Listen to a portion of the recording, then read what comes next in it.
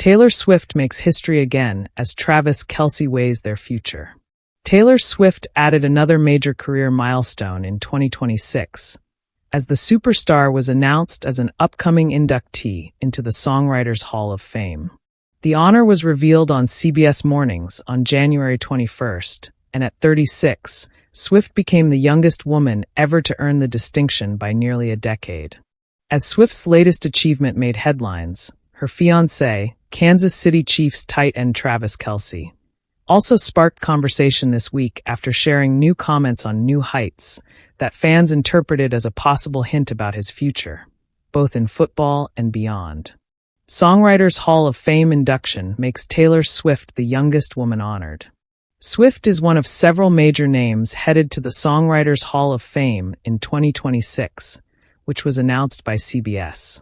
Alongside the mastermind singer, the class includes Alanis Morissette, Kenny Loggins, Gene Simmons and Paul Stanley, Christopher "Tricky" Stewart, songwriting duo Terry Britton and Graham Lyle, and producer-songwriter Walter Afanasieff.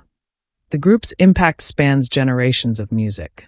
Afanasieff co-wrote Mariah Carey's holiday staple, "All I Want for Christmas Is You." Britton and Lyle wrote Tina Turner's "What's Love Got to Do with It?" Stewart co-wrote and produced Beyoncé's Single Ladies. The Voice Season 7 and Season 17 Mega Mentor's own catalog is built entirely on songs she has written or co-written, helping her earn 58 Grammy nominations and 14 wins so far. She has also continued setting records at the Grammys.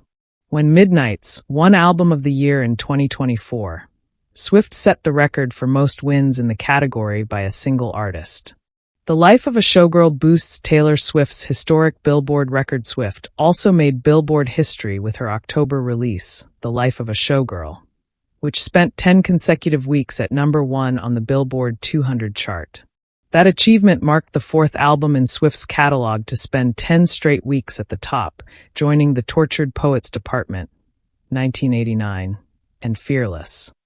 The milestone made Swift the first woman, and only the third artist overall, to have 4 albums spend at least 10 consecutive weeks at #1 since Billboard began regularly publishing the chart in 1956.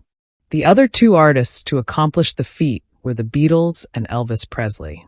New Heights podcast brings wedding talk with Travis Kelce and Greg Olsen. While Swift celebrated another career honor, Kelce drew attention on the January 21st episode of New Heights, released Wednesday, January 21st.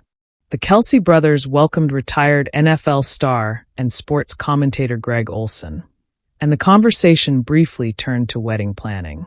Kelce referenced their producer, in turn Brandon Borders, who is engaged, and asked Olsen for wedding advice, while making clear it was not directed at Kelce himself. "Do you have any advice for him, and him alone, on the 5 must-haves at a good wedding?" Travis asked, grinning. Olsen responded with a joke about being the key ingredient at any wedding. "#1's me," Olsen said. "I mean, let's just be honest. I just want to be clear here for anyone potentially getting married. I don't say it, but there's a lot of people saying it. If you want it to be memorable and you want there to be great energy and great camaraderie and fellowship and moments, I'm at the top of that list." Jason Kelce then teased his brother during the exchange. "Send the invite, Trav. Send the invite, Trav," Jason urged as Travis laughed. Olsen followed up by adding, "Listen, we don't do pity invites. There's no pressure." Travis Kelce's comments fueled talk about football future. Kelce also fueled more conversation during the same episode, while discussing the Chiefs bringing back offensive coordinator Eric Bieniemy.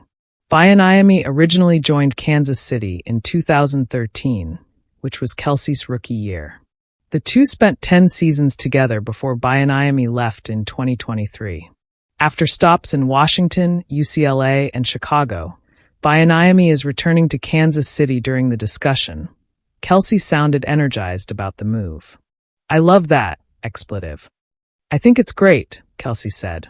He later referenced looking forward to Bieniemy being back at the Chiefs facility.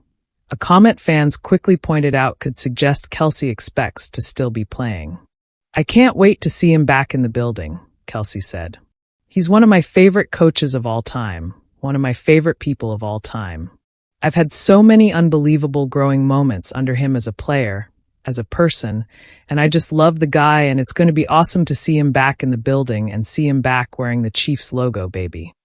Kelce has not publicly announced whether he will return for a 14th season, but his enthusiasm about Bayaniami's return sparked fresh speculation following the episode.